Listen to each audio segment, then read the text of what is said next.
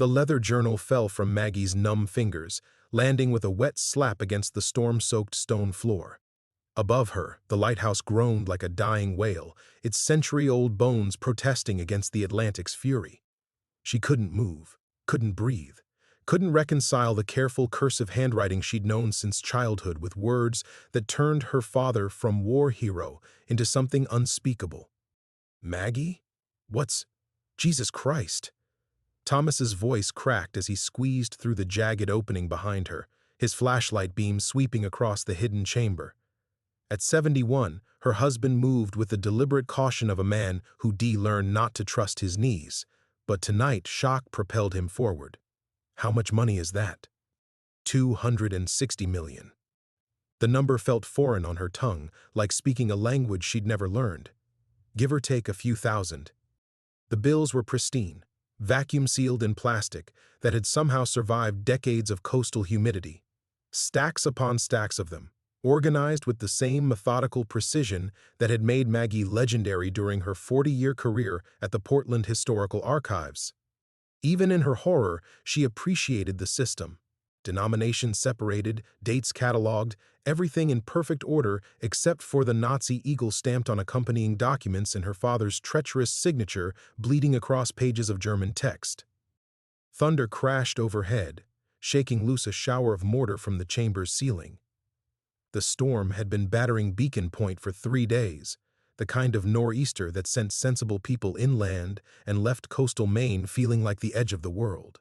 It was the storm that had finally loosened the foundation stones they'd been trying to repair, revealing this vault that someone had sealed behind limestone and lies. "We have to call the police," Thomas said, but his voice lacked conviction. His arthritis-gnarled hands shook as he picked up one of the Nazi documents, squinting at the Gothic script through his reading glasses.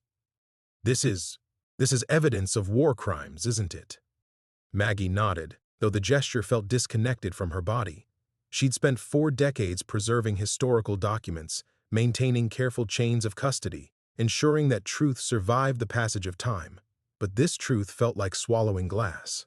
The FBI will want these, and the Holocaust Museum, and probably half a dozen other agencies I can't even imagine. She thought of the federal agents gathering in Millfield's only motel, their black SUVs already turning the little coastal town into something from a movie. Word traveled fast in communities where everyone knew everyone else's business, and their discovery had leaked within hours of Thomas's panicked call to the local police chief. By morning, their lighthouse would be swarming with investigators, their quiet retirement dream transformed into a media circus. "Your father saved your mother from the Shanghai bombings," Thomas whispered, still staring at the documents. "He brought her to America. He gave you your name, taught you Mandarin, told you stories about fighting the Japanese to protect families like hers. How does that man become this?" The question hung in the salt air like an accusation. Margaret Chen, born Margaret Walsh before marriage, daughter of Staff Sergeant James Walsh, hero of Guadalcanal, had built her identity around her father's sacrifice. The Purple Heart sat in a place of honor in their Portland apartment. His photo watched over every family dinner, every birthday, every milestone. She'd named their son after him, carried his memory through 67 years of life like a sacred flame. Now that flame felt like it might burn down everything she'd ever believed about herself. The leather journal lay where she'd dropped it, its pages splayed open to reveal more of her father's handwriting. From her position on the stone floor, she could make out fragments, accounts in Zurich, references to the organization, mentions of Argentina. The same careful penmanship that had written her childhood birthday cards now described a life that shouldn't have existed. Another flash of lightning illuminated the chamber, casting grotesque shadows across the money and documents. For just a moment, Maggie could imagine how this room had looked when someone first sealed it. Perhaps her father himself, hiding evidence of crimes she couldn't yet comprehend. Had he planned to return? Had he died before he could claim his blood money? Or had he simply decided that some secrets were too dangerous to disturb? The lighthouse's fog signal chose that moment to sound, its automated horn blaring across the storm-tossed sea. The mournful note seemed to echo from the past itself, a warning that had come 60 years too late. Outside, she could hear the town's whispers starting already, carried on the wind like ash from a fire that had never really been extinguished.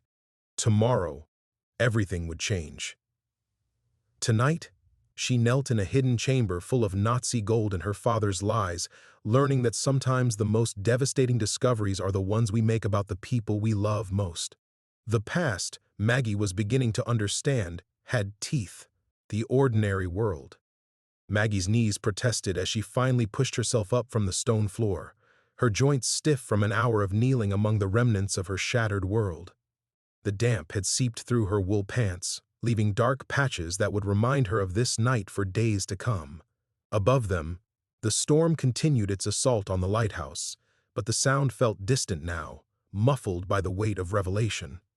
"We should go upstairs," Thomas said quietly, offering her his elbow with the practiced gentleness of 43 years of marriage. "Get warm. Think about this properly." She let him guide her through the jagged opening they'd accidentally created while trying to shore up the foundation. Their retirement project, buying the abandoned Beacon Point Lighthouse for $37,000 and slowly restoring it into their dream home, had become a nightmare in the span of one evening. The townspeople's cruel laughter didn't seem quite so unreasonable anymore. Perhaps they'd known something she and Thomas hadn't. The lighthouse's main floor felt almost foreign after the horror of the hidden chamber. During the past 6 months, they'd transformed the circular space into a cozy living area, complete with Thomas's recliner positioned to catch the morning sun and her reading nook surrounded by carefully organized bookshelves. The Persian rug they'd brought from their Portland apartment covered the restored hardwood floors, and photographs of their son James and daughter-in-law Sarah smiled from the mantelpiece above the wood-burning stove. This was supposed to be their golden years masterpiece. After retiring from the Portland Historical Archives, Maggie had dreamed of a project that would combine her love of preservation with Thomas's carpentry skills. The lighthouse had been perfect, a 1847 structure with good bones and a romantic history of guiding ships safely to harbor. They'd planned to spend their mornings working on restoration, their afternoons reading by the ocean, their evenings cooking together in the compact kitchen they'd installed in the former keeper's quarters. "I'll make tea," Thomas said, already moving toward the kitchen with the determined efficiency that had carried him through 35 years as a high school principal. Even in crisis, he defaulted to taking care of people. Maggie settled into her chair, surrounded by the life they'd built together. The reading lamp cast warm light across her current project, a biography of Eleanor Roosevelt that she'd been savoring chapter by chapter. Her reading journal lay open beside it, filled with neat observations written in the same careful script she'd used to catalog historical documents for 4 decades. Organization had always been her refuge, the way she made sense of chaos. Now chaos had invaded even that sanctuary. Her father's handwriting in the hidden journal was unmistakably the same penmanship that had shaped her childhood. Birthday cards signed "Your loving Papa," report cards praised in careful cursive, the letters he'd supposedly written from the Pacific Theater before his death at Guadalcanal. But those dates in his journal suggested he'd been alive for decades after his supposed heroic sacrifice. The kettle's whistle interrupted her spiraling thoughts. Thomas returned with their evening ritual, chamomile tea in the blue ceramic mugs their son had made in high school, served with honey from the local farmer's market. For 43 years, this simple routine had anchored their days. Even during her mother's long illness, even through Thomas's heart attack 3 years ago, tea together had remained sacred. "The FBI will be here by morning," he said, settling into his recliner with a grunt. "That young police chief looked terrified when he saw what we'd found. This is beyond anything Beacon Point has ever dealt with." Maggie nodded, cradling the warm mug between her hands. She thought about their routine, how they'd wake at 6:30, share coffee and the morning news, then spend their days working on different sections of the lighthouse. Thomas had been refinishing the original spiral staircase, while she cataloged and preserved the historical documents they'd found in various closets and storage areas. Simple documents, shipping records, maintenance logs, personal letters from lighthouse keepers' families, nothing that had prepared her for Nazi gold and evidence of war crimes. "What will we tell James?" she asked. Their son called every Sunday evening, religiously checking on his parents' crazy lighthouse adventure with the affectionate exasperation of someone who couldn't understand their sudden desire for coastal isolation. He'd been named for her father, raised on stories of his grandfather's heroism. The Purple Heart sat in their Portland apartment's guest room, James's old bedroom, where their son had grown up believing his namesake died fighting for freedom. "We tell him the truth," Thomas said, though his voice carried no conviction. "When we understand what the truth actually is." The fog signal sounded again, its mournful note carrying across the dark water. Tomorrow, their quiet retirement would explode into something unrecognizable. Federal agents, media attention, questions they couldn't answer about money they'd never wanted, and crimes they couldn't comprehend. Tonight was the last night their ordinary world would exist. Chapter 3. The Call to Adventure. Maggie was awakened not by their usual 6:30 alarm, but by the harsh grumble of diesel engines and the slam of car doors echoing off the lighthouse's stone walls. The storm had finally exhausted itself sometime before dawn, leaving behind the kind of crystalline morning that made Maine's coast look like a postcard, if postcards included black SUVs and federal agents tramping across your front yard. "They're early," Thomas muttered, pulling on his robe as he peered through the bedroom window. "I count at least 6 vehicles. Christ, Maggie, it looks like an invasion." She joined him at the window, her stomach lurching as she watched a parade of officials emerge from their cars. FBI agents in dark suits, their badges glinting in the morning sun. A woman with graying hair and the bearing of someone accustomed to command, probably the special agent in charge. Behind them, a van disgorged technicians carrying equipment cases and cameras. The lighthouse suddenly felt very small.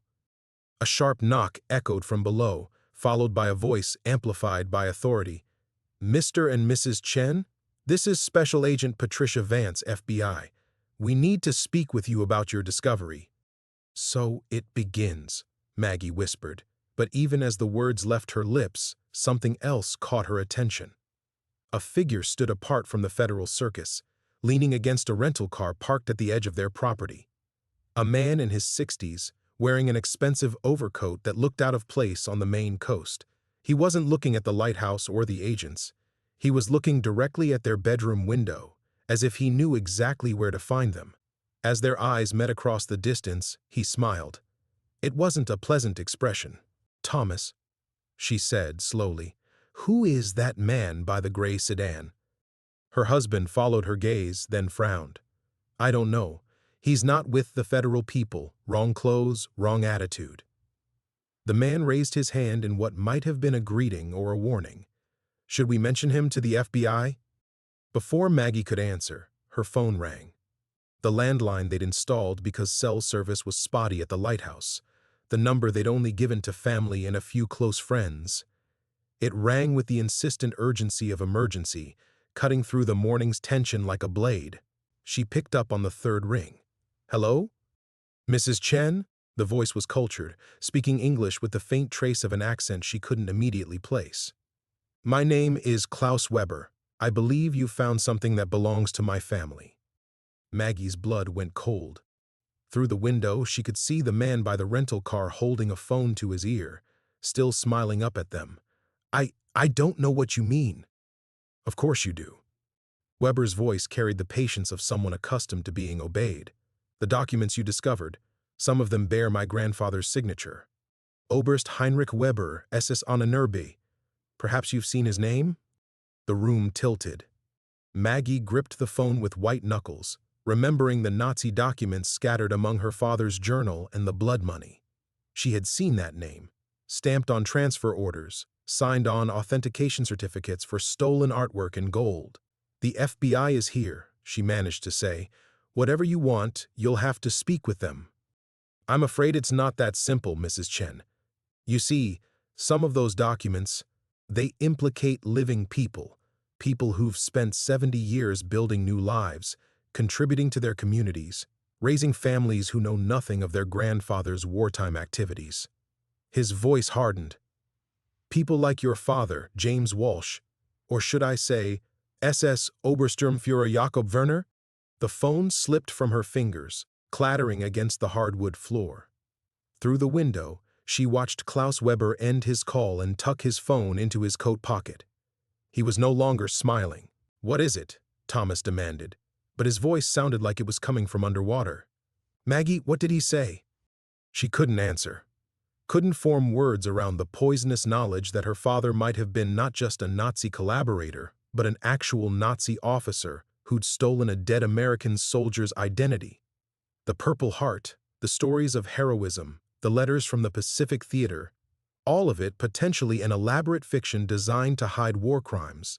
Another knock from downstairs, more insistent this time.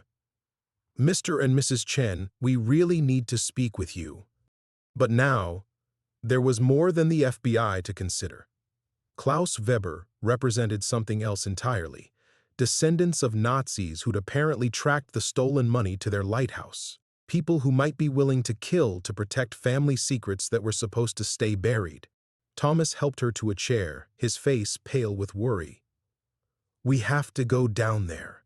We have to face this."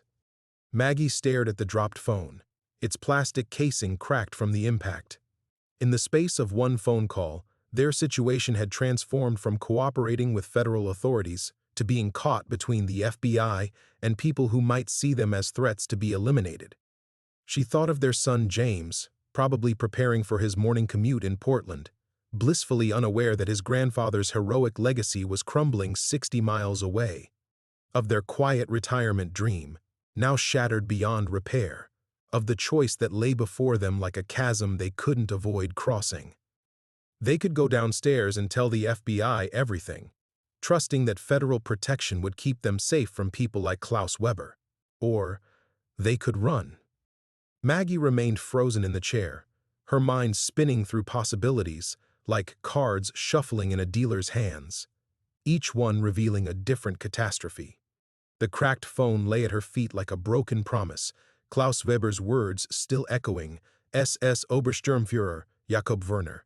The name felt foreign on her tongue even as she silently mouthed it, testing whether it could possibly belong to the man who'd taught her to ride a bicycle and helped with her algebra homework. "We can't run," Thomas said, though his voice wavered with uncertainty. "We're 67 years old, for Christ's sake. Where would we go? What would we tell people?" The knocking downstairs grew more insistent, accompanied by the sound of heavy footsteps circling the lighthouse's base. Through the window, she watched federal agents establishing a perimeter, their movements efficient and purposeful. Klaus Weber had disappeared, but she could feel his presence like a weight pressing against her chest. He was out there somewhere, waiting. What if they don't protect us? The question escaped before she could stop it, voicing the fear that had been growing since Weber's call. What if we tell them everything, and they decide we're accomplices? What if they think we knew about the money all along? Thomas moved to the window again, his shoulders rigid with tension. "Look at them, Maggie. They're treating this like a crime scene, not a historical discovery. They probably already think we're involved somehow." She closed her eyes, trying to summon the methodical thinking that had guided her through 4 decades of archival work. Break down the problem, identify the facts, separate speculation from evidence. But every logical pathway led back to the same horrifying conclusion: her father's entire identity might have been stolen from a dead American soldier, and she'd spent 67 years loving a lie. The morning light streaming through their bedroom window illuminated the framed photograph on her nightstand, herself at age 5, perched on her father's shoulders outside their Boston tenement. He was wearing his army uniform, the same one he'd supposedly died in at Guadalcanal 3 months later. She remembered that day clearly, the weight of his hands steadying her, the scratch of his wool collar against her legs, the way he'd pointed toward Boston Harbor and told her that America was a place where anyone could start over, become someone new. Anyone could start over, become someone new. The memory took on a sinister cast now. Had he been talking about himself? About the American identity he'd stolen to escape war crimes tribunals? "Mrs. Chen!" The voice from downstairs carried an edge of authority that brooked no further delay. "This is Agent Vance. We're coming up." "No," Maggie called out, surprising herself with the sharpness of her voice. "Give us 5 minutes. We're getting dressed." A pause, then, "5 minutes, Mrs. Chen. No more. She heard them retreat, but only slightly. They were still there, still waiting, still ready to transform her life into something unrecognizable. In 5 minutes, she would have to walk downstairs and choose between cooperation and concealment, between the truth she'd discovered and the truth she'd lived. We could tell them we haven't had time to examine everything thoroughly, Thomas suggested quietly. Buy ourselves some time to understand what we're dealing with. You want to lie to federal agents? But even as she said it, Maggie was considering the possibility. They were both retired, respected members of their community. Thomas had been a high school principal. She'd worked with law enforcement on historical cases. They had credibility that could buy them breathing room. I want to protect our family, he replied. What happens to James when the media gets hold of this? When his law firm discovers his grandfather might have been a Nazi? When Sarah's school board finds out? The questions hit like physical blows. Their daughter-in-law taught 3rd grade in a Portland elementary school where half her students were the children and grandchildren of Holocaust survivors. Their son's law practice specialized in civil rights cases. The scandal wouldn't just destroy the memory of a grandfather James had never met. It would obliterate everything he'd built his career on. Footsteps echoed on the spiral staircase they'd spent months restoring, each step marking the end of their ordinary world. Agent Vance was coming whether they were ready or not, and Maggie still didn't know what words would come out of her mouth when the federal agents asked their questions. She thought about Klaus Weber, somewhere out there with his expensive coat and dangerous smile. About the documents in the hidden chamber that might implicate living people in war crimes. About the $260 million that someone had killed for 80 years ago and might kill for again today. Mr. and Mrs. Chen? Agent Vance's voice was right outside their bedroom door now. We need to talk. Maggie looked at Thomas, seeing her own fear reflected in his eyes. In the next few minutes, they would either trust their government to protect them from the sins of the past, or they would become conspirators in their own right. The choice felt impossible. The consequences felt inevitable. Chapter 5, Crossing the Threshold. Maggie opened the door. Agent Patricia Vance stood in the hallway like a pillar of federal authority, her steel gray hair pulled back in a way that suggested she'd been awake since 4 a.m. 2 younger agents flanked her, their faces professionally neutral but their eyes sharp with the kind of alertness that missed nothing. Behind them, the spiral staircase that Thomas had lovingly restored now felt like a conduit bringing chaos into their sanctuary. Mrs. Chen. Mr. Chen. Vance's voice carried the weight of someone who'd spent decades delivering life-altering news. Thank you for your time. I know this is overwhelming. Maggie stepped aside, gesturing them into the bedroom that had been their refuge 12 hours ago. Now it felt exposed, violated by the intrusion of federal attention. She caught Thomas's eye and made her choice, not the careful, methodical decision she'd spent a lifetime making as an archivist, but the desperate gamble of a woman who'd just learned her entire history might be fiction. We found the chamber yesterday evening, she began, her voice steadier than she'd expected, during the storm. The foundation stones shifted and revealed a hidden space. What exactly did you find? Agent Vance pulled out a tablet, her fingers poised to record every word. Money. Old bills, mostly 20s and 50s, all from the 1940s. They were wrapped in oilcloth, pristine condition. Maggie felt herself sliding into the clinical tone she'd used during archival consultations, describing artifacts with professional detachment. There were also documents, German documents with Nazi insignia. It wasn't technically a lie. She'd found those things. She simply wasn't mentioning her father's journal or the name Klaus Weber had spoken. SS Obersturmführer Jakob Werner. The omission felt like swallowing glass, but she pressed on. How much money are we talking about? One of the younger agents asked. We haven't had time to count it accurately, Thomas interjected, supporting her implicit decision to withhold information. But it's substantial. Hundreds of thousands, possibly more. Again, not a lie. They hadn't counted it accurately, and it was certainly substantial. That it might actually be $260 million remained their secret for now. Agent Vance studied them both with the calculating gaze of someone accustomed to reading people's lies. Mrs. Chen, your background is in archival work. When you examined these German documents, did you recognize any names, any signatures or stamps that might indicate their origin? The moment crystallized around that question.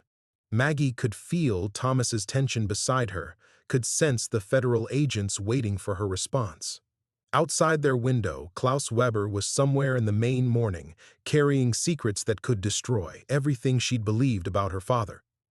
She thought about her son, James, probably sitting in his Portland office at this very moment, preparing legal briefs that sought justice for the oppressed, about her daughter-in-law, Sarah, teaching 8-year-olds whose grandparents had survived the Holocaust, about the Purple Heart in their Portland apartment, the medal that had shaped her understanding of heroism and sacrifice.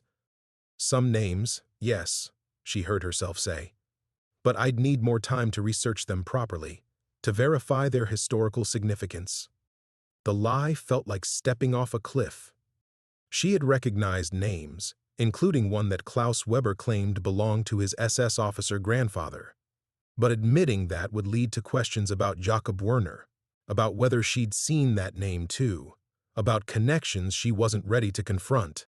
We'll need to secure the site immediately, Agent Vance said, making notes on her tablet, and we'll need you both to come with us for formal interviews. This appears to be evidence related to Nazi war crimes, which makes it a federal matter of the highest priority. Are we under arrest? Thomas asked quietly. No, but you're material witnesses to what might be the largest discovery of stolen Nazi assets on American soil. For your own protection as much as the investigation's integrity, we need you in federal custody until we understand what we're dealing with. For your own protection.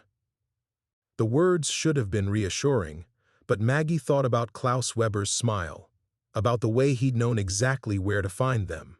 How many other people knew about the hidden chamber? How many descendants of Nazis were even now making phone calls, booking flights, preparing to protect family secrets that had stayed buried for 8 decades? How long? She asked. Unknown. Could be days, could be weeks. This is bigger than anything we've seen before. Maggie walked to her nightstand and picked up the framed photograph of herself and her father. His face smiled up at her, the man who'd raised her, loved her, shaped her understanding of right and wrong. Whether he was James Walsh, American hero, or Jakob Werner, Nazi war criminal, he was still the person who'd taught her that some truths were worth preserving no matter the cost. She slipped the photograph into her purse. "We'll come with you," she said, crossing the threshold between the life she'd known and the investigation that would either vindicate or destroy everything she'd believed. But Agent Vance? There are people out there who might not want these secrets exposed. People who've spent 70 years building new lives. The federal agent's eyes sharpened. What people, Mrs. Chen? Maggie looked out the window one last time, seeing only empty coastline and morning fog. I wish I knew. Chapter 6, Tests and Allies. The federal facility in Portland looked nothing like what Maggie had expected.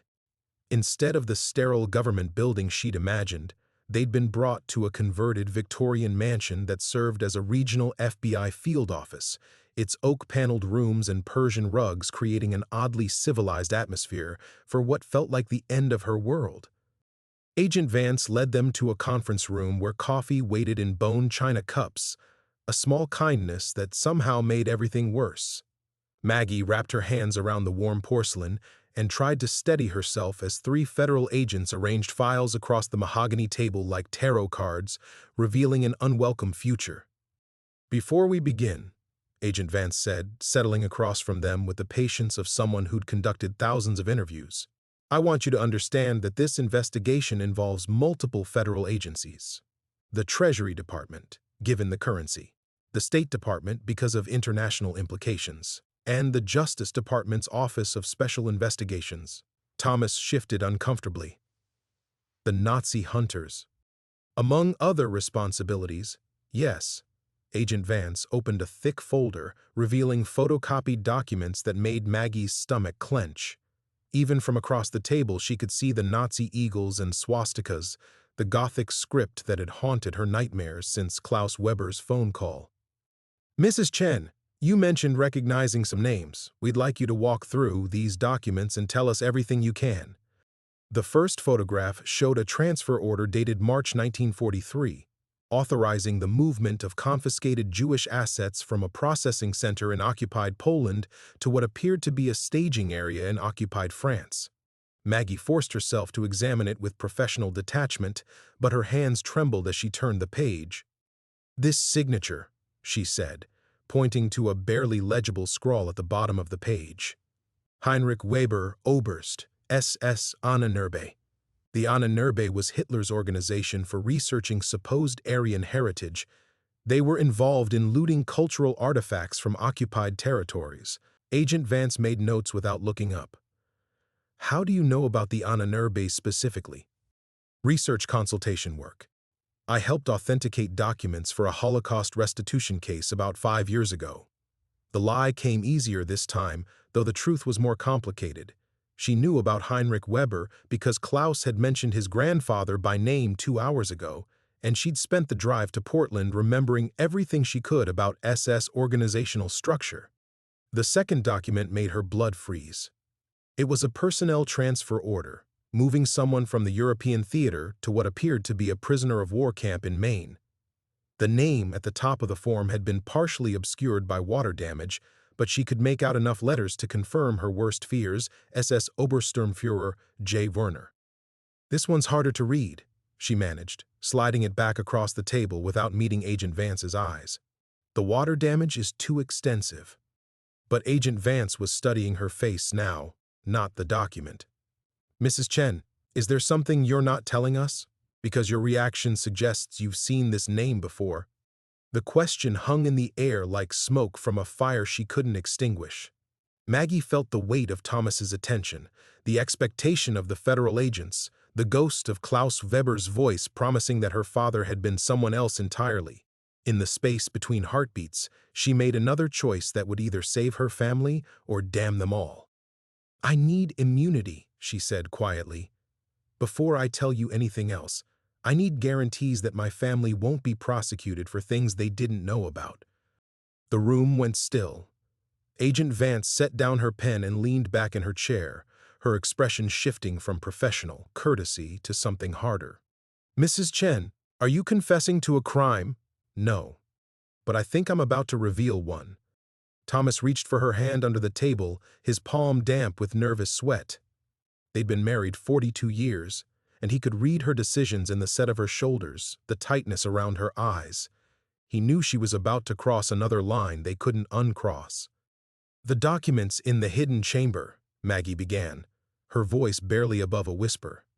"Some of them weren't German. There was a journal written in English, in handwriting I recognized. It belonged to my father, James Walsh. The father who supposedly died at Guadalcanal in 1943. Agent Vance went very still. "Supposedly? This morning, before you arrived, I received a phone call. A man named Klaus Weber, who claimed to be the grandson of Heinrich Weber, the SS officer whose signature I just identified. He told me that my father wasn't James Walsh, American war hero. He said my father was SS Obersturmführer Jakob Werner, who stole a dead soldier's identity and escaped to America after the war." The silence that followed felt like standing at the edge of an abyss. Agent Vance stared at her for a long moment, then reached for her phone. "I need to make some calls," she said, standing abruptly. "Don't leave this room." As the door closed behind the federal agents, Maggie realized she'd just volunteered herself and Thomas as star witnesses in what might become the largest Nazi war crimes investigation in American history. They were no longer just material witnesses. They were the keys to unlocking secrets that people had killed to protect. Outside the Victorian mansion's windows, Portland went about its ordinary Tuesday morning, unaware that everything was about to change. Chapter 7. The Approach. The conference room felt smaller after Agent Vance left, its oak-paneled walls closing in like the sides of a confession booth. Maggie stared at the Nazi documents scattered across the mahogany table, each swastika a small wound in the fabric of everything she'd believed about her life. Thomas sat beside her in silence, his breathing shallow and controlled in the way that meant he was fighting panic. Through the tall windows, she could see federal agents on their phones in the mansion's garden, their urgent conversations creating small clouds of vapor in the October air. Whatever calls Agent Vance was making, they were summoning forces that would reshape their quiet retirement into something unrecognizable. "We're in free fall now," Thomas said quietly, his principal's voice steady despite the tremor in his hands. "Once this becomes official, once they start investigating Jakob Werner—" "I know." Maggie touched the photograph of her father in her purse, feeling the sharp edges of the frame through the leather. "James will have to resign from the civil rights practice. Sarah will be questioned by the school board. Everything they've built will be contaminated by what we've discovered." The weight of that knowledge settled between them like a third presence in the room. Their son had spent 15 years building a reputation as one of Portland's most ethical attorneys, specializing in cases that sought justice for the marginalized. His law partner was the grandson of Holocaust survivors. The irony would be devastating enough to destroy careers and friendships that had taken decades to cultivate. "Maybe Klaus Weber was lying," Thomas offered, but his voice carried no conviction. "Maybe he's trying to protect his own family's secrets by implicating yours." Maggie had considered that possibility during the sleepless hours before dawn, turning it over like a smooth stone that might explain away the nightmare. But the handwriting in her father's journal had been unmistakable, and Klaus's knowledge of details that weren't public record suggested connections that ran deeper than simple deception. "The dates match," she said. "The personnel transfer agent Vance just showed me was dated April 1943, 2 months after my father supposedly died at Guadalcanal. If Jacob Werner was transferred to a POW camp in Maine around the same time that James Walsh was reported killed in the Pacific—" She couldn't finish the sentence, but they both understood its implications. The timing was too precise to be coincidental, too convenient to be anything but a carefully orchestrated identity theft that had allowed a Nazi war criminal to disappear into American suburbia. The door opened abruptly, and Agent Vance returned with 2 additional federal agents whose badges identified them as Treasury Department and Justice Department officials. Their faces carried the grim efficiency of people who just learned they were dealing with something far more complex than a simple discovery of stolen money. "Mrs. Chen," Agent Vance began, retaking her seat with the deliberate care of someone delivering a diagnosis, "we've run preliminary checks on the names you've provided. Heinrich Weber died in American custody in 1947, but his personnel files indicate he was involved in Operation Bernhard, the Nazi counterfeiting operation. Jakob Werner was listed as his subordinate." The Treasury agent, a sharp-faced woman in her 40s, leaned forward. "If your father was indeed Jakob Werner, then the money you discovered might not be stolen Jewish assets. It might be counterfeit currency that the Nazis planned to use to destabilize the American economy." "Counterfeit?" Thomas's voice cracked slightly, but the bills looked authentic. The paper, the printing. "Operation Bernhard produced the highest quality counterfeit currency in history," the Justice Department official explained. "They were planning to flood Allied economies with fake money to cause financial collapse. If Werner escaped with a substantial cache of those counterfeits, he could have spent decades slowly introducing them into circulation," Maggie finished, her archivist's mind immediately grasping the implications. "Small amounts, nothing that would attract attention. Building a legitimate American life on the foundation of Nazi economic warfare." The realization hit her like a physical blow. Every dollar her father had earned, every sacrifice he'd made to send her to college, every gift he'd given during her childhood, all of it might have been built on currency designed to destroy the country that had given him refuge. Agent Vance consulted her notes. "Mrs. Chen, you mentioned that Klaus Weber contacted you.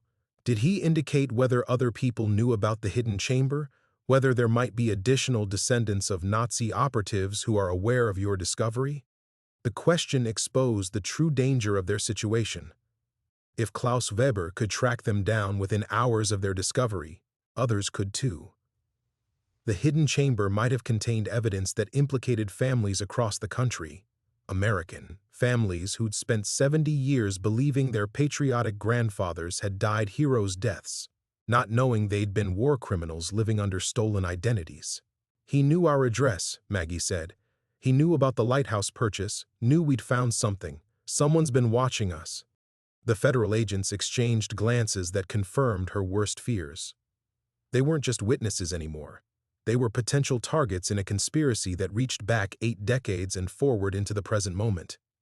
Outside the mansion's windows, Portland continued its ordinary Tuesday rhythm, unaware that forces were gathering to protect secrets that could rewrite American history. Chapter 8. The ordeal begins. The next question came from the Justice Department official, delivered with the casual precision of a surgeon making the first incision. "Mrs. Chen, we need to know, are there any other family members who might have knowledge of your father's wartime activities? Anyone he might have confided in during the decades after the war?" The question struck at the heart of Maggie's deepest fear. Not just that her father had been a Nazi, but that others in her family had known and kept the secret. The possibility that her entire life had been built on a foundation of collective lies, maintained by people she loved and trusted. "My mother died in 1987, she said carefully. "If she knew anything, she took it with her." But even as she spoke, memories began surfacing like debris from a shipwreck. Her mother's strange reluctance to discuss the war years. The way conversations would stop when Maggie entered the room during her teenage years. Her parents' inexplicable decision to move from their small Maine town to Boston in 1955, leaving behind friends and a community they'd claimed to love. Agent Vance leaned forward, sensing the shift in Maggie's expression. "What are you remembering?" "There were things," Maggie admitted, her voice barely above a whisper.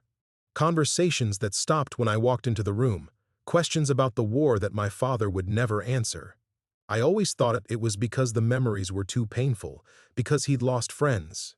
But now you're wondering if he was protecting a different kind of secret," the Treasury agent finished. Thomas gripped her hand tighter as Maggie nodded. The conference room felt like it was tilting, reality sliding toward an interpretation of the past that would invalidate everything she'd believed about her family's moral foundation. "There's something else," she said, the words escaping before she could stop them. "My son James, he's named after my father. He's built his entire career on fighting for civil rights, for justice. If this comes out, your son will be destroyed," Agent Vance said bluntly. "His law practice, his reputation, his marriage to a woman whose grandparents were Holocaust survivors, everything will be contaminated." The casual cruelty of that assessment hit Maggie like a physical blow. She thought of James in his Portland office, probably reviewing cases involving immigrant rights or racial discrimination, unaware that his own family history might make him the subject of headlines that would end his career. Sarah, teaching children whose families had fled persecution, would face questions about whether she'd known, whether she'd been complicit in protecting Nazi secrets. "We need your son brought in for questioning," the Justice Department official announced, making a note on his tablet. "Today, along with any other family members who might have relevant knowledge." "No." The word erupted from Maggie with surprising force. "James doesn't know anything. He was born in 1965, 20 years after the war ended. Whatever my father did, my son is innocent." "Mrs. Chen." Agent Vance's voice carried the patience of someone who'd had this conversation many times before. "In cases involving Nazi war criminals, we've learned that family knowledge often runs deeper than anyone initially admits. Secrets get passed down in fragments. A comment here, a photograph there, a story that doesn't quite add up." The implication hung in the air like poison gas. They weren't just investigating Jakob Werner's crimes, they were preparing to dissect 3 generations of the Chen family, looking for evidence of complicity that might stretch into the present day. Thomas finally spoke, his principal's voice carrying an authority that cut through the federal agent's assumptions. "You're talking about destroying innocent people's lives based on speculation. Margaret's father has been dead for 15 years. Whatever he did or didn't do during the war, it doesn't make our family responsible for Nazi crimes." "Doesn't it?" The Treasury agent's eyes were cold as winter stone. If your family benefited financially from Nazi counterfeiting operations for decades, if you used that money to build businesses, fund educations, purchase property, that makes you receivers of stolen goods, accessories after the fact. Maggie felt the blood drain from her face as she calculated the implications. Her college education, funded by her father's construction business. The down payment on her and Thomas's first house, a wedding gift from her parents. James's law school tuition paid from her father's estate. Decades of financial support that had shaped their family's trajectory, all potentially built on Nazi counterfeit currency. "We're going to need a complete financial history," Agent Vance continued, her tone now purely procedural. "Bank records, property transfers, inheritance documents going back to 1945, every dollar your father earned, every gift your family received. The Treasury Department will need to trace the flow of potentially counterfeit currency through 7 decades of transactions." The scope of the investigation was becoming clear. Not just a historical inquiry into wartime crimes, but a comprehensive audit of her family's entire financial existence. Every purchase, every investment, every act of generosity would be examined for evidence of Nazi money laundering. Outside the Victorian mansion's windows, Portland's ordinary Tuesday morning continued, but Maggie knew that her family's ordinary life had just ended forever. Chapter 9. The Dark Moment. The federal agents left Maggie and Thomas alone in the conference room while they made what Agent Vance called necessary arrangements. Through the tall windows, Maggie could see unmarked cars arriving in the mansion's circular driveway, their occupants moving with the purposeful urgency of people implementing a plan that had been set in motion decades before she was born. "They're going to arrest James," she said, her voice hollow with certainty. "They're going to walk into his law office in front of his partners, his clients, everyone who respects him, and destroy his life for crimes my father may have committed before James was even born." Thomas stood and began pacing the length of the conference room, his principal's mind working through contingencies that seemed increasingly hopeless. "We need to call him first, warn him." With what? Tell him that his grandfather might have been a Nazi war criminal? That everything he's built on civil rights and justice is about to be exposed as funded by stolen Jewish money or counterfeit currency? Maggie's laugh was bitter. "Do you know what that will do to his marriage with Sarah? Her grandparents survived Bergen-Belsen. They came to America with nothing and rebuilt their lives believing this country offered sanctuary from the evil they'd escaped." The irony was devastating enough to make her physically sick. Sarah's grandparents had been victims of exactly the kind of systematic theft and murder that Jakob Werner might have facilitated. The woman James loved had built her identity around honoring survivors of Nazi persecution, teaching children about the importance of standing against hatred. Learning that her husband's family fortune was built on Nazi crimes would shatter something fundamental in her worldview. Through the mansion's walls, Maggie could hear phones ringing, urgent conversations being conducted in federal bureaucracies from Washington to Maine. The machinery of justice was grinding to life, but it felt less like righteousness than like a steamroller that would flatten everyone in its path, guilty and innocent alike. "Margaret." Thomas stopped pacing and turned to face her, his expression carrying the weight of a decision she could see forming in his eyes. "What if we run?" The suggestion hung between them like a loaded gun. "Run where?" "We're 70 years old, Thomas. We can't outrun the federal government. But we could protect James and Sarah. If we disappear, if we take responsibility for everything and just vanish, maybe the investigation dies with us." The offer was both heartbreaking and impossible. Maggie could see the logic. 2 elderly people with no children at home, no careers to destroy, taking the fall for crimes they hadn't committed to protect the son they'd raised to believe in justice and truth. But she also knew that running would be an admission of guilt that would taint their family name for generations. "They'd find us," she said quietly. "And when they did, it would be worse. We'd look guilty of everything they suspect." A soft knock interrupted their desperate planning. Agent Vance entered with a tablet and an expression that suggested the morning's revelations were about to get exponentially worse. "Mrs. Chen, We've run the serial numbers from the currency you discovered against Treasury Department records of known Operation Bernhard counterfeits. She set the tablet on the conference table, its screen displaying columns of numbers that meant nothing to Maggie but apparently everything to the federal investigation. It's a match. The bills are confirmed Nazi counterfeits, part of a batch that was supposed to have been destroyed when Allied forces captured the printing operation in 1945. The words hit like physical blows. So your father was in possession of currency that was officially destroyed, which means he either stole it from U.S. military custody or he was working with other Nazi operatives who escaped with evidence of the counterfeiting operation. Agent Vance's voice carried the finality of a judge pronouncing sentence. Mrs. Chen, this isn't just about war crimes anymore. This is about an ongoing conspiracy to defraud the United States government. Ongoing?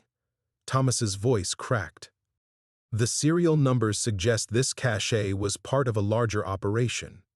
There are probably other hidden deposits, other families who've been living off Nazi counterfeit money for 70 years. Your discovery has exposed what might be the largest financial conspiracy in American history. Maggie felt the room spinning around her.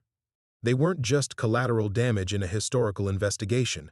They were the key to unraveling a network of deception that spanned generations and potentially implicated hundreds of families across the country. Families who would do anything to keep their secrets buried.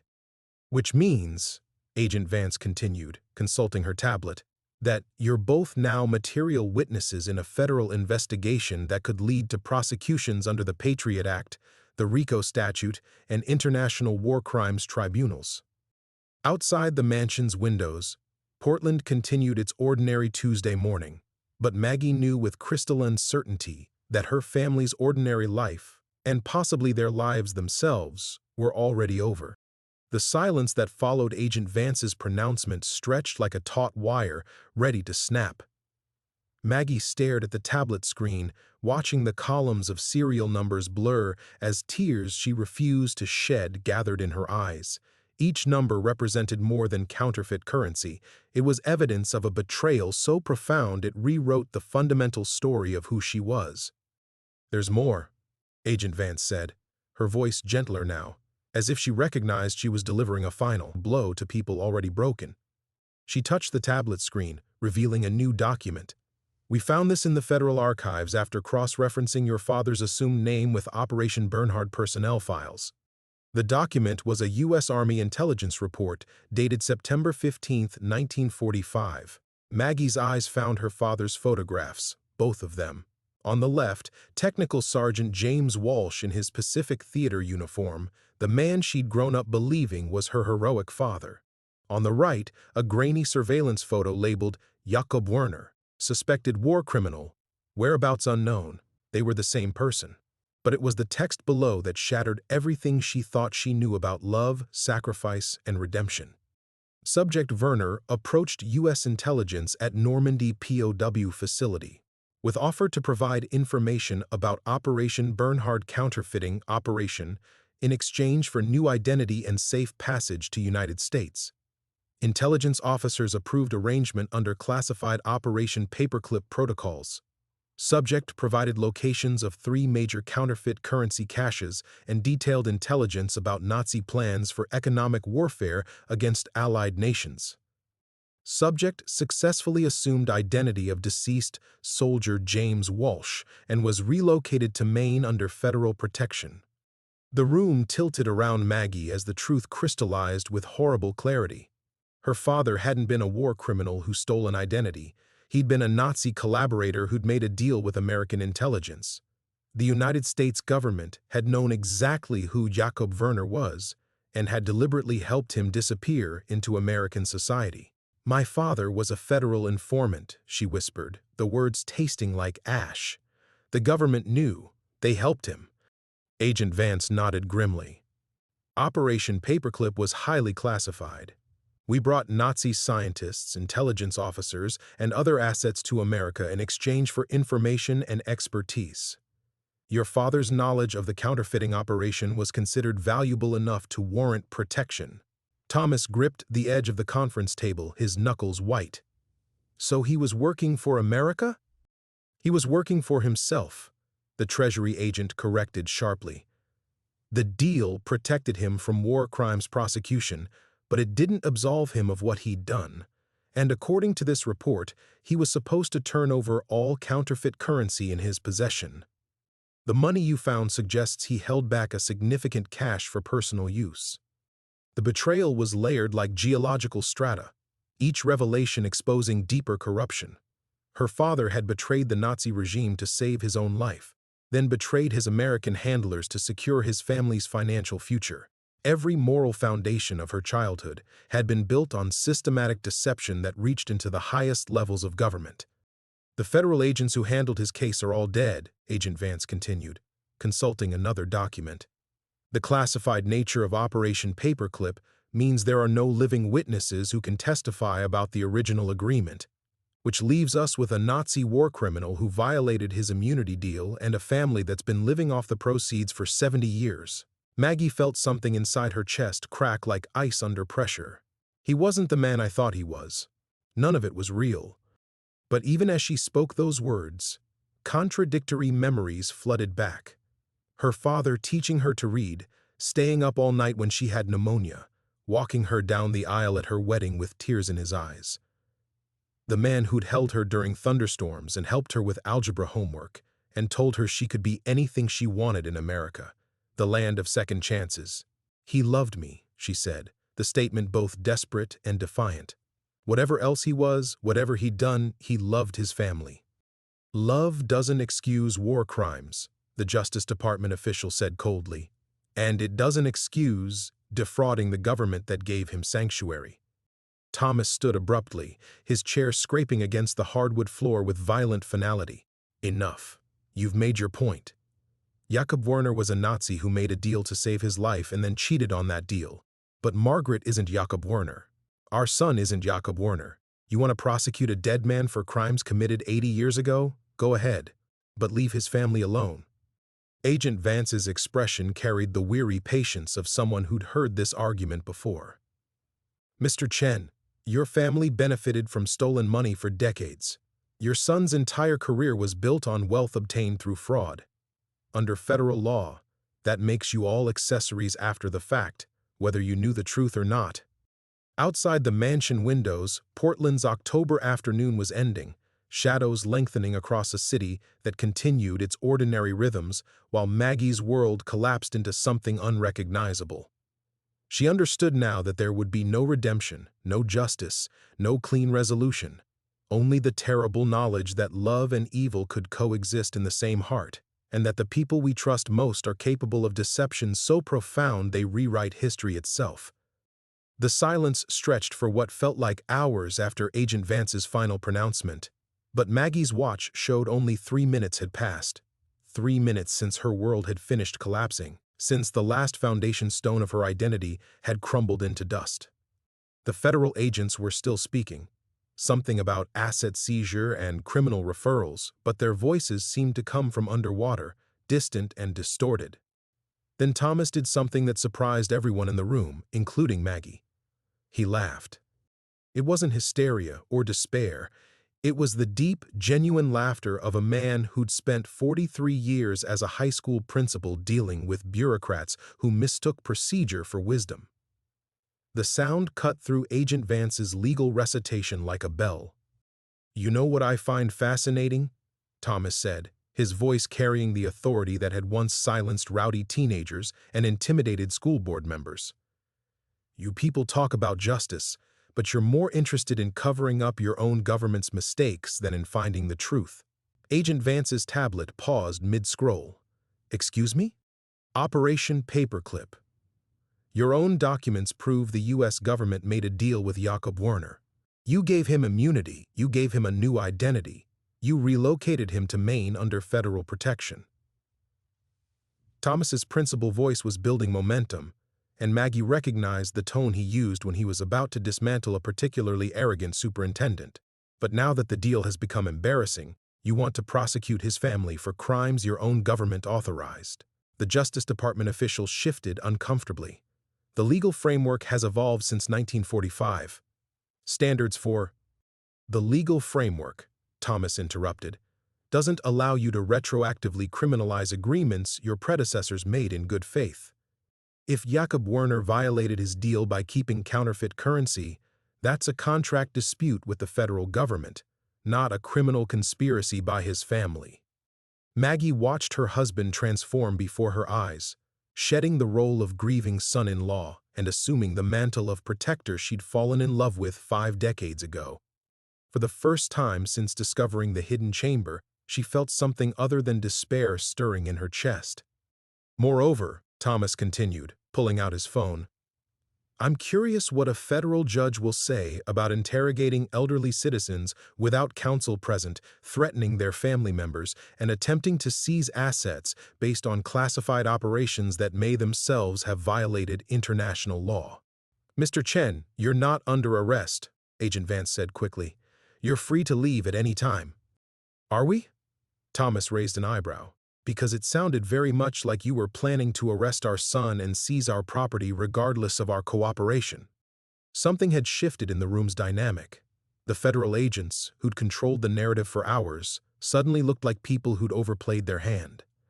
Maggie felt her archivist's mind beginning to function again, cataloging details and connections with the methodical precision that had served her through decades of research. There's something else you should consider, she said, her voice steadier than she'd expected. If my father was working for American intelligence, and if he kept detailed journals of his activities for 40 years after the war, those documents might contain information your government doesn't want made public.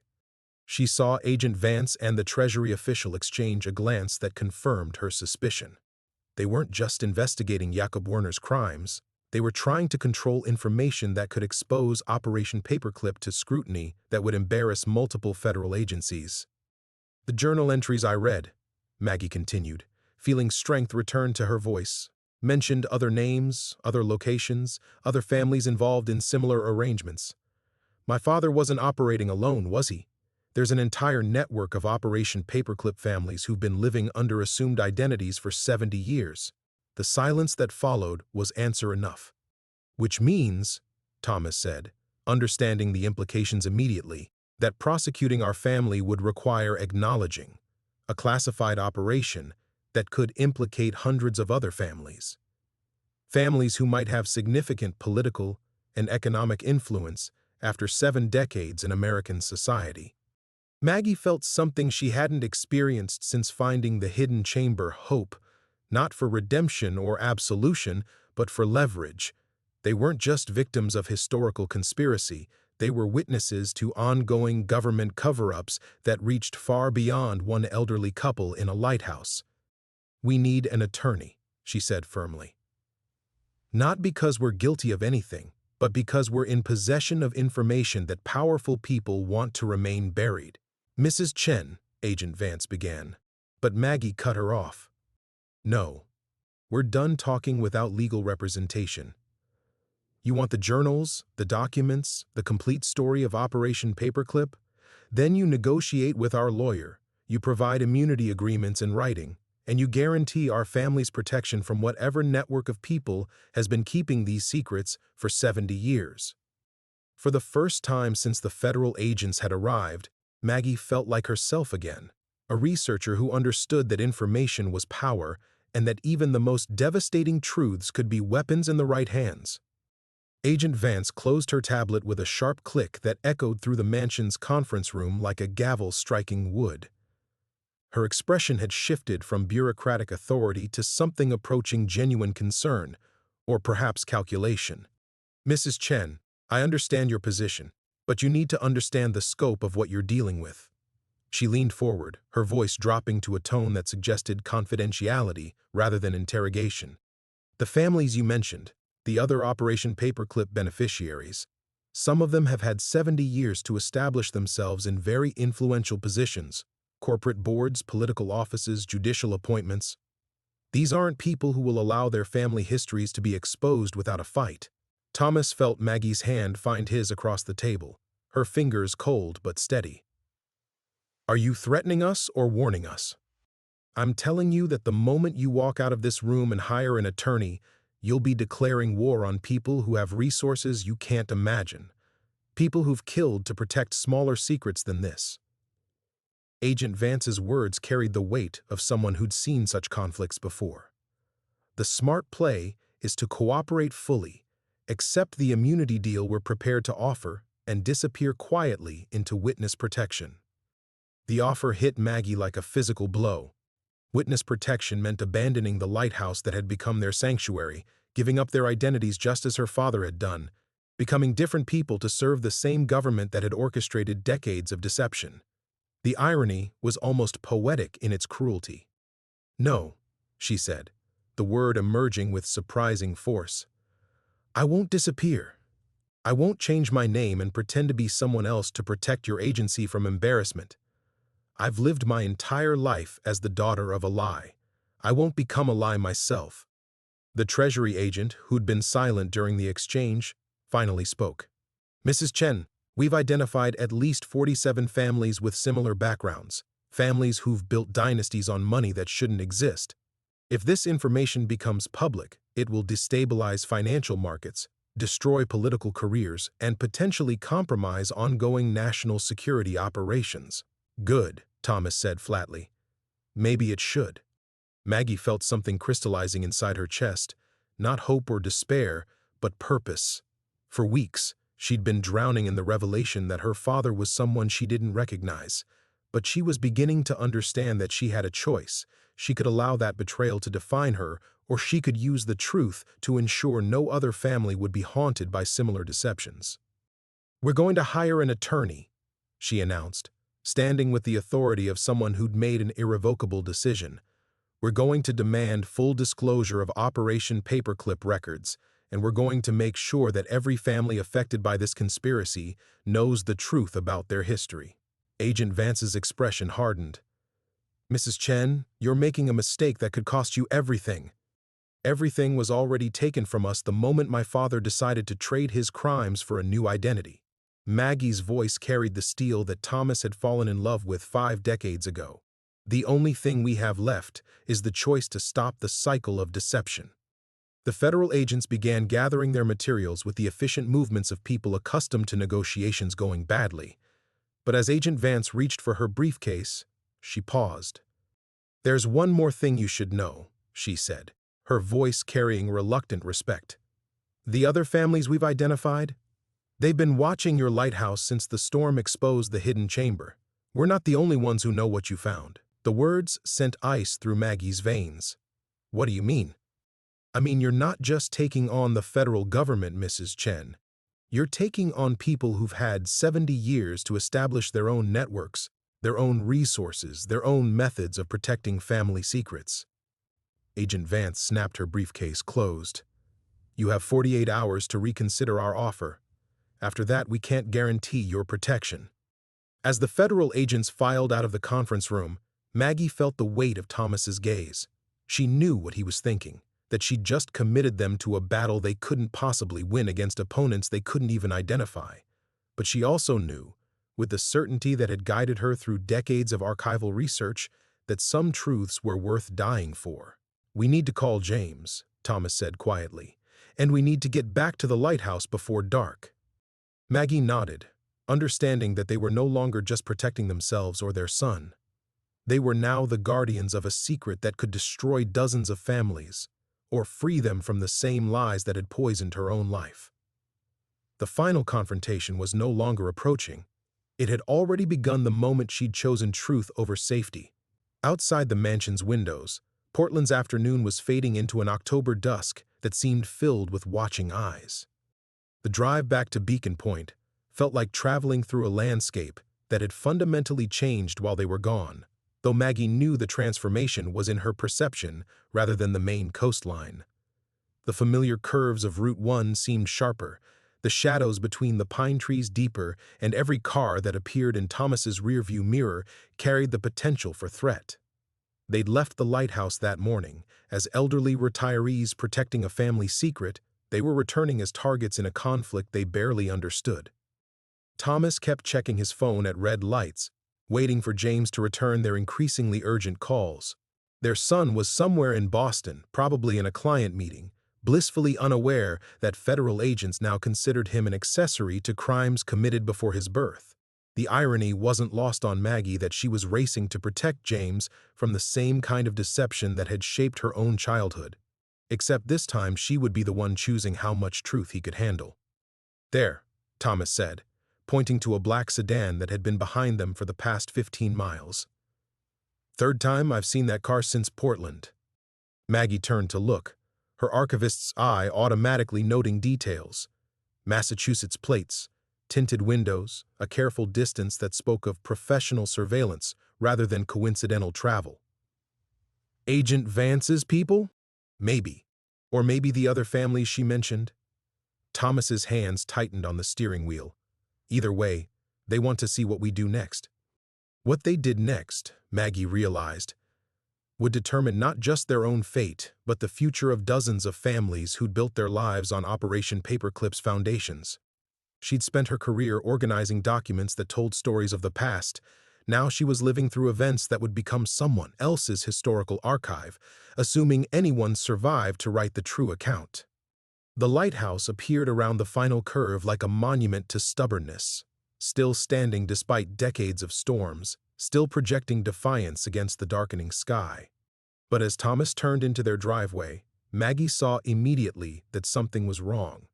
The front door hung slightly open, moving gently in the ocean breeze. "We locked that door," Thomas said, his voice tight with controlled alarm. "I checked it twice." They sat in the car for a moment, engine running, while Maggie's mind raced through possibilities. The federal agents had been with them all afternoon, but that didn't eliminate other interested parties. Agent Vance's warning about rival families suddenly felt less like intimidation and more like prophecy. "We can't run," Maggie said finally. "Everything we need to prove the truth is in that lighthouse. The journals, the documents, the evidence that Operation Paperclip was more than just a few isolated cases." Thomas nodded grimly and pulled his phone out again. Still no response from James, but he scrolled to another number. Detective Morrison, the local police officer who'd first responded to their storm damage report. Whatever was waiting inside, their home, they wouldn't face it alone and unwitnessed. As they approached the front door, Maggie could see that the lock hadn't been broken. Someone had used a key or picked it with professional skill. The violation felt worse than simple burglary. These weren't thieves looking for valuables. They were people who understood exactly what they were seeking and where to find it. Inside, the lighthouse had been searched with methodical precision. Books remained on shelves, but they'd been moved and replaced. Drawers were closed, but not quite flush. Even the kitchen showed signs of careful inspection. Flour containers opened and resealed. The refrigerator shifted slightly from its usual position against the wall. But it was the basement that revealed the true scope of the intrusion. The hidden chamber that had started everything stood open, its secret entrance no longer concealed behind loose stones. The original cache of money was gone, of course, secured as evidence by the Treasury Department. But someone had also taken the time to examine every inch of the space, looking for additional hiding places that might have escaped both Maggie's discovery and federal investigation. "The journals," Thomas said, rushing toward the lighthouse stairs where they'd hidden the most sensitive documents. "Please tell me you didn't leave them down there." Maggie felt her heart hammering as she followed him up the spiral staircase to the lamp room. She'd transferred her father's most damaging writings to a waterproof container hidden behind the lighthouse's original lens assembly, a location so obvious that previous searchers had overlooked it entirely. Her hands shook as she reached into the narrow space, feeling for the container that held evidence of government conspiracies spanning 70 years. Still there. Still intact. "We have maybe an hour before full darkness," Thomas said, looking out at the ocean where the black sedan had parked at the public viewing area, its occupants maintaining their patient surveillance. "Whatever we're going to do, we need to do it now." Maggie pulled out her father's journal and opened it to the pages that had haunted her since discovery, the lists of names, locations, and financial transfers that proved Operation Paperclip had been far more extensive than any official record admitted. Each entry represented a family living with buried secrets, children and grandchildren who'd inherited lies along with their prosperity. The final test wasn't about her father's guilt or innocence anymore. It was about whether she had the courage to expose a conspiracy that would destroy innocent people in order to serve a larger justice. Outside, the watchers waited for her decision. The container felt heavier than it should have, as Maggie clutched it against her chest, her father's handwriting visible through the plastic, like evidence of sins that refused to stay buried. Below them, the lighthouse felt violated and exposed, every shadow potentially hiding another intruder. But it was the sound of car doors slamming outside that made her blood freeze. "Multiple vehicles," Thomas whispered, peering through the lamp room's curved windows. Not just the sedan anymore. Maggie could see them now, dark figures moving across their property with the coordinated precision of people accustomed to violence, not federal agents with their bureaucratic protocols, but something far more dangerous. The other families Agent Vance had warned them about hadn't sent lawyers or negotiators. "The service tunnel," she said, remembering the maintenance passage that connected the lighthouse to the old keeper's cottage.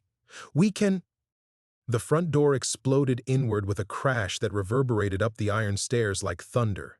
Heavy footsteps began ascending immediately, no attempt at stealth now that surprise was lost. Maggie heard Thomas's sharp intake of breath and realized they'd waited too long to run. Margaret Chen. The voice that echoed up the stairwell was cultured, carrying the faint trace of an accent that might have been European or might have been the careful diction of someone who'd spent decades disguising their origins. "We need to talk." "Like hell," Thomas muttered. But Maggie was already calculating odds with the methodical precision that had guided her through 40 years of archival work. 3 flights of narrow iron stairs, multiple pursuers, and nowhere to run except the lamp room that had just become their prison. The footsteps grew closer, accompanied by the scrape of metal against stone that suggested these visitors came prepared for resistance. Maggie thought of James, still unreachable in Boston, still unaware that his parents were about to pay the price for secrets that predated his existence. She thought of Agent Vance's offer of witness protection, the chance to disappear that now seemed like wisdom rather than cowardice. But mostly she thought of her father's journal, the evidence that could expose 70 years of conspiracy, or die with them in a lighthouse that had weathered worse storms than this.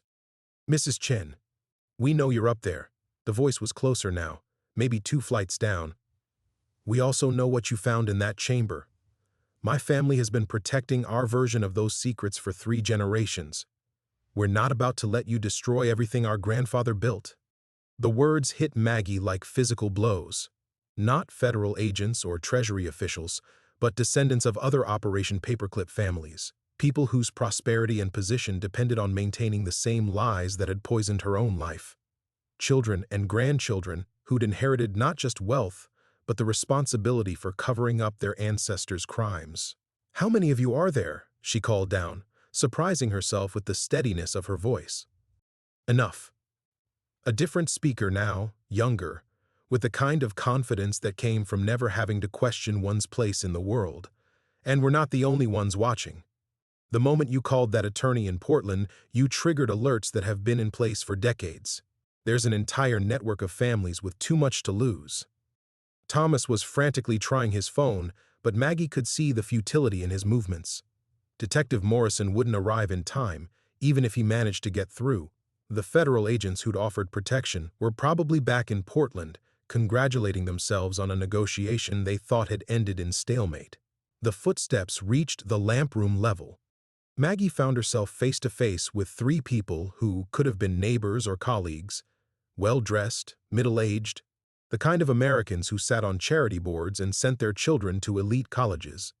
But their eyes held the cold calculation of people who'd grown up knowing that their family's survival depended on other families' silence. "Give us the journals," the woman in the lead said, extending a manicured hand that probably signed checks to museums and historical societies. "All of them.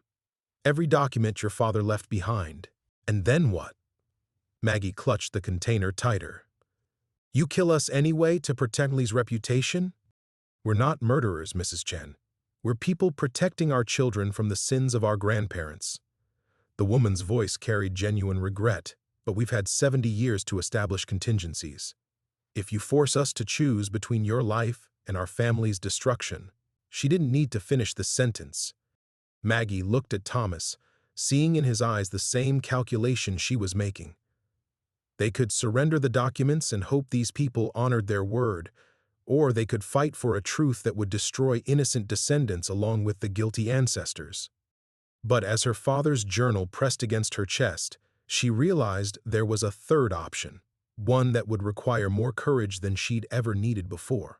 "No," she said simply, and stepped toward the lamp room's narrow balcony that overlooked the rocks below.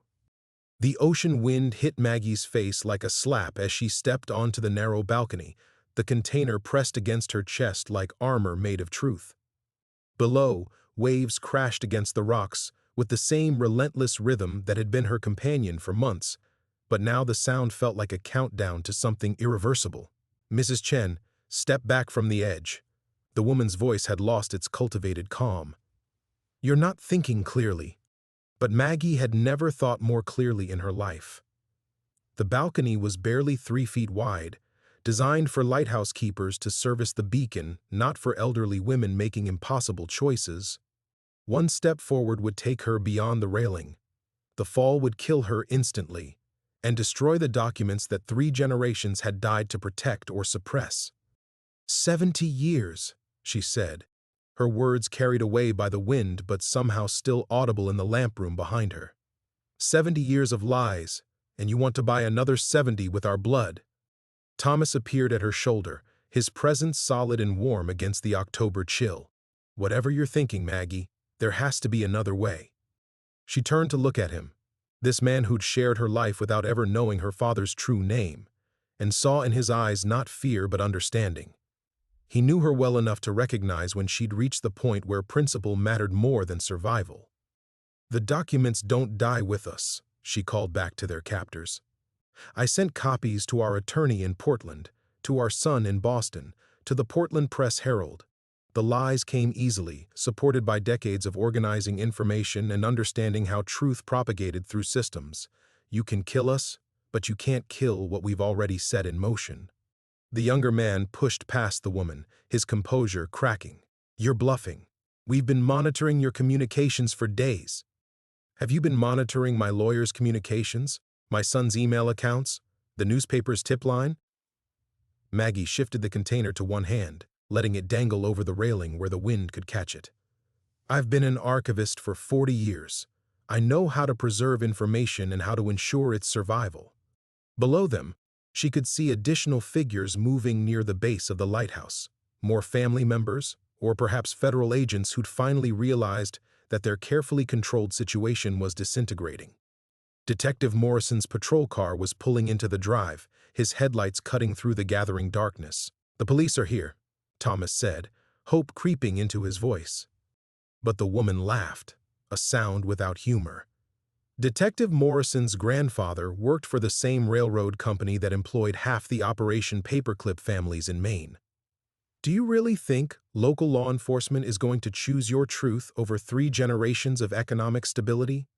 The words hit Maggie like physical blows, revealing the depth of the conspiracy they faced. Not just hidden documents or federal cover-ups, but entire communities built on foundations of collaborative silence. Families, businesses, institutions, all interconnected by shared secrets that had grown stronger with each passing decade. "Then we make sure the truth spreads beyond Maine," she said, understanding finally what sacrifice meant. Not just her life or Thomas's, but everything they'd built together, their home, their reputation, their quiet retirement, all of it would burn in the light of the revelation she was about to unleash. She pulled out her phone with her free hand, holding it where her captors could see the screen. With deliberate movements, she opened her email and began typing a message to James, copying Detective Morrison, Agent Vance, and every news outlet in her contact list. The wind made her fingers clumsy, but the words came with crystalline clarity. The hidden chamber in Beacon Point Lighthouse contained evidence of Operation Paperclip conspiracy involving dozens of families. Complete documentation attached. If something happens to us, investigate connections between local law enforcement, business leaders, and federal cover-up spanning 70 years. "Stop," the woman said, stepping onto the balcony despite its obvious instability. "You don't understand what you're destroying." "I understand perfectly." Maggie's finger hovered over the send button. "I'm destroying the same lies that destroyed my father, that poisoned my entire childhood, that turned my family history into a weapon against truth." The sacrifice crystallized in that moment. Not just her life, but her illusions about the world she'd lived in, the Maine community she'd grown to love, the federal institutions she'd trusted, the very possibility of a quiet ending to their story. All of it would shatter the moment she pressed send. But as she looked at Thomas's face, weathered by decades of shared storms, she understood that some truths were worth more than peace. "I love you," she whispered, and pressed send. The message disappeared into the digital darkness, carrying with it the power to topple dynasties or destroy innocent families. Or both. The email transmission completed with a soft chime that seemed impossibly loud against the ocean's roar. For a moment, the lighthouse balcony held 5 people frozen in the aftermath of an irreversible act, the wind carrying away decades of carefully maintained silence along with the salt spray from the rocks below. The woman stepped back from the railing, her face drained of color. "You have no idea what you've just done." "I know exactly what I've done," Maggie said, lowering her phone but keeping the document container visible. "I've given the truth a chance to survive us." Below, Detective Morrison's voice echoed up through the lighthouse as he called their names, his tone carrying the authority of someone who still believed in the possibility of peaceful resolution. But Thomas could see additional vehicles arriving, dark sedans and official-looking SUVs that suggested the situation had escalated beyond local jurisdiction. The younger man was speaking rapidly into his own phone, his words too low to catch but his panic evident. Within minutes, Maggie realized, her message would trigger response protocols that had been in place for generations. Lawyers would mobilize, officials would be contacted, and the careful balance between truth and stability would shift in ways no one could predict. Mrs. Chen, the third intruder who'd remained silent until now, spoke with the weary voice of someone who'd inherited burdens he'd never chosen. "My grandmother was Jewish. She survived Bergen-Belsen only because my grandfather helped her escape to America. Yes, he worked with Operation Paperclip. Yes, he helped Nazis find new identities. But he also saved lives that wouldn't have survived otherwise." The words hit Maggie like a physical blow, revealing the complexity she'd tried to ignore while fighting for absolute truth. Not every family secret was a sin requiring exposure. Not every collaboration was betrayal. The documents in her hands contained evidence of genuine evil, but they also held the power to destroy people whose only crime was being born into inherited complications. "How many others?" she asked, stepping back from the edge but not lowering the container. "How many families are we talking about?" 43 in Maine alone," the woman said. "Teachers, business owners, city council members, people whose grandparents made impossible choices during impossible times. Your email just sentenced their children to pay for crimes they didn't commit." Thomas moved closer to Maggie, his presence steadying, even as she felt the weight of unintended consequences settling around them like fog. "What do you want from us now? The damage is done." "Mitigation," the older man said. "Help us control how this information surfaces. Work with us to separate the genuine war criminals from the people who were just trying to survive." Detective Morrison's footsteps echoed on the iron stairs, accompanied by heavier boots that suggested federal backup had finally arrived. Agent Vance's voice carried up from below, giving orders with the crisp efficiency of someone implementing long-established emergency protocols. Maggie looked at the container in her hands, then at the phone that had just transmitted 70 years of buried history into the digital realm where it would replicate and spread beyond anyone's ability to contain. She'd wanted simple truth, clear divisions between guilt and innocence. Instead, she'd unleashed a force that would touch dozens of families who'd built honest lives on foundations they'd never questioned. "My father chose his path," she said finally. "These families' ancestors chose theirs, but their children deserve the chance to choose differently." "What are you saying?" Thomas asked. "I'm saying we help them." She turned to face their captors, who no longer looked like threatening intruders, but like desperate people trying to protect loved ones from inherited sins. We work together to make sure the truth serves justice instead of just revenge. The woman's expression shifted from hostility to cautious hope. You do that? After everything that's happened? My father spent 30 years running from the truth. I won't spend my remaining years running from the consequences of exposing it. Maggie moved toward the lamp room door as Agent Vance's voice grew louder on the stairs. But I want guarantees, no more threats, no more surveillance, and complete transparency about which families were truly guilty versus which ones were just collateral damage. As they filed back into the lighthouse proper, Maggie felt the weight of resolution settling around them like dust after an explosion.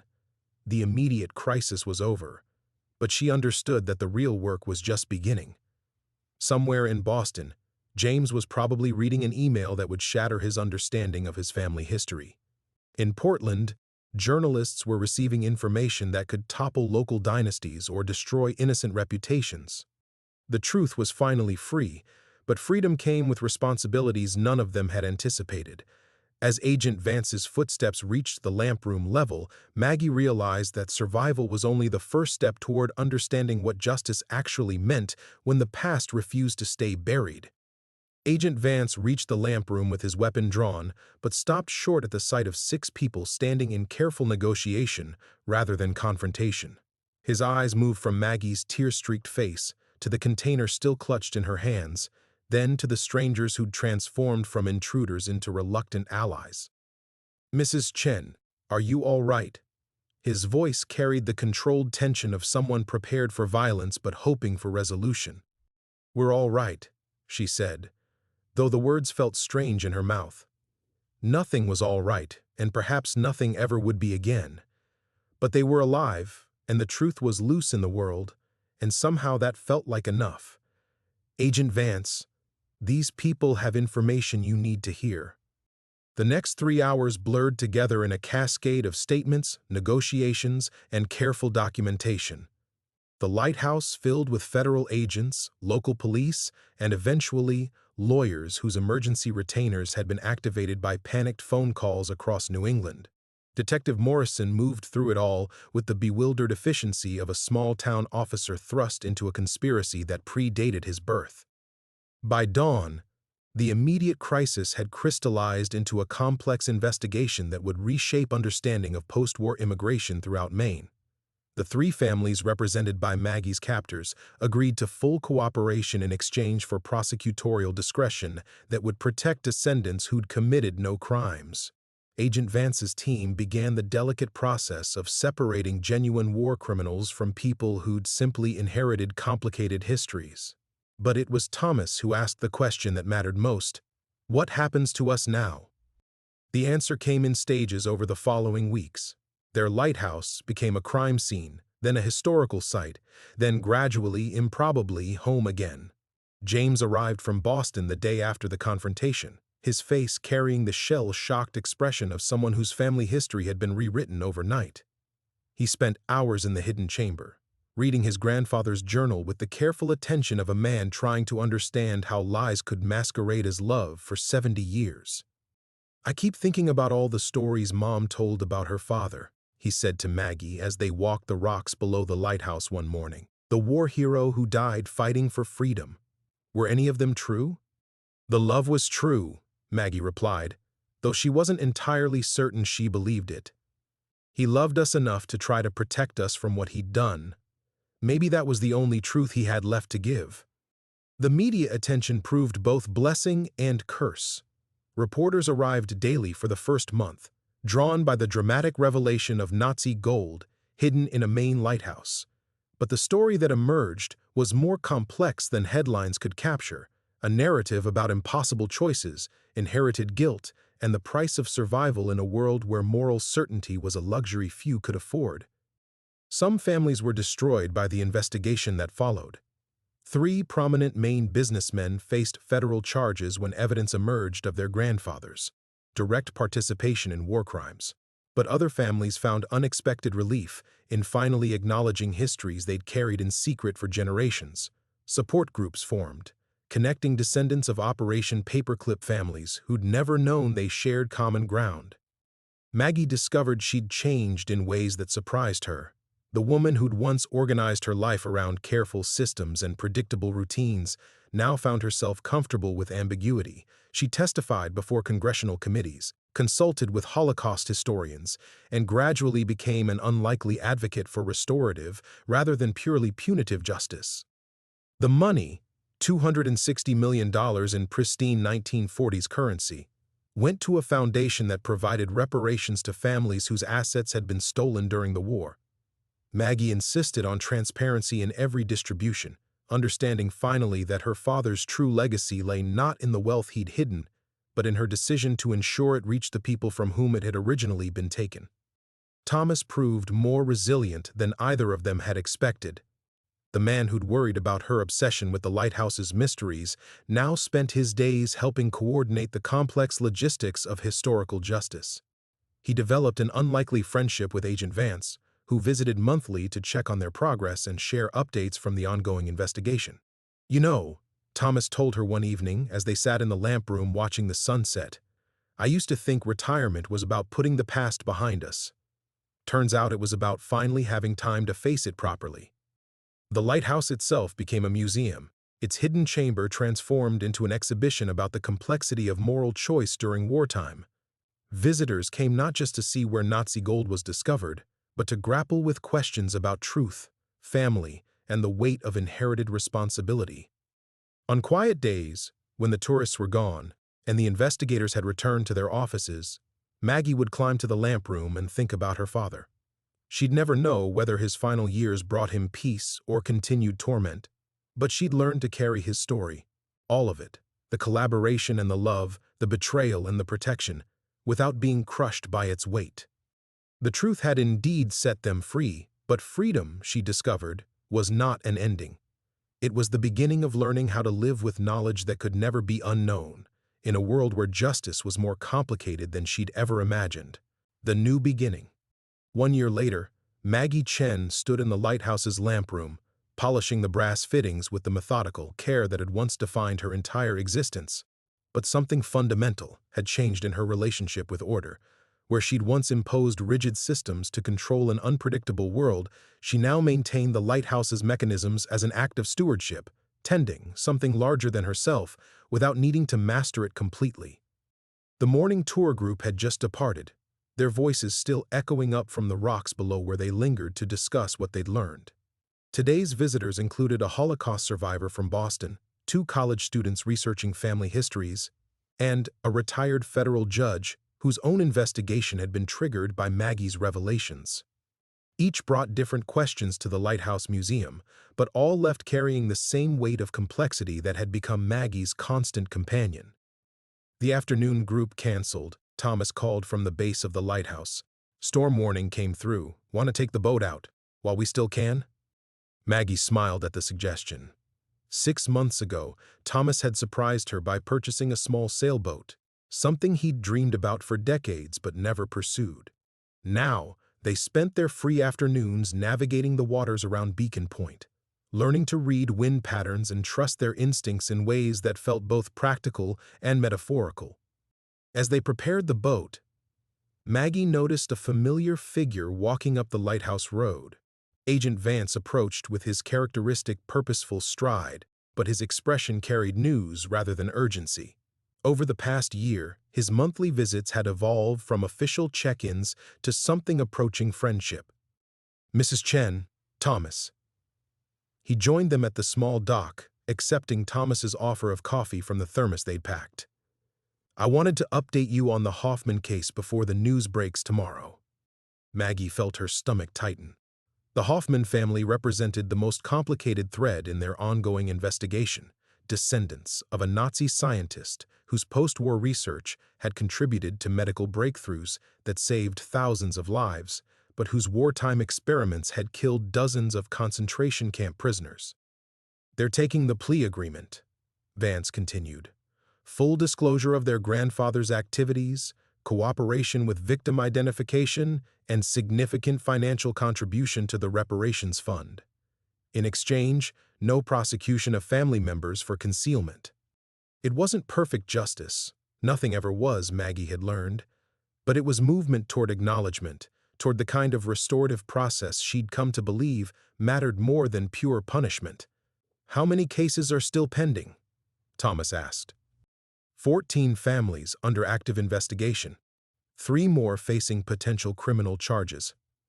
Vance paused, watching seabirds wheel over the choppy water. "Your decision to cooperate rather than simply expose, it's made the difference in about half these cases. Families are coming forward voluntarily now, sharing information they've hidden for decades." Maggie nodded, though she still struggled with the weight of that choice. Some nights she lay awake wondering if her father would approve of her compromise with nuance, or if he'd wanted her to pursue the absolute truth he'd never been brave enough to face himself. But then she'd remember the relief in the eyes of families who'd finally shed their inherited secrets, and the gratitude of survivor communities who were receiving not just financial reparations but acknowledgement of their losses. After Vance left, she and Thomas took the boat out despite the threatening weather. The wind was picking up, but they'd learned to read the signs, to understand the difference between challenging conditions and genuinely dangerous ones. As they sailed past the lighthouse, Maggie looked up at the lamp room where she'd spent so many hours confronting the fragments of her father's double life. The lighthouse beam would activate automatically at sunset, as it had every evening for the past year. But now it felt less like a monument to hidden secrets and more like what it had always been intended to be, a guide for travelers navigating treacherous waters. "I've been thinking about what happens next," Thomas said, adjusting the sail as they came about. "When the investigation concludes, when the media attention dies down, what we want the rest of our retirement to look like." Maggie considered the question that had occupied her own thoughts increasingly often. They could sell the lighthouse, move somewhere without the weight of history pressing down on every conversation. Start fresh with their remaining years, free from the obligation to tend other people's inherited guilt. But as they sailed back toward Beacon Point, watching the lighthouse grow larger against the darkening sky, she realized she didn't want freedom from complexity anymore. She wanted to continue living at the intersection of past and present, helping visitors navigate the same murky waters she'd learned to traverse. "I think we stay," she said finally. "I think we keep the lighthouse running." Thomas smiled, his hands steady on the wheel as they approached the dock. "I was hoping you'd say that." That evening, as the automatic beacon began its nightly rotation, Maggie stood once more in the lamp room. But this time she wasn't searching for hidden truths or wrestling with impossible questions. She was simply watching the light sweep across the water, offering guidance to anyone who needed to find their way safely home.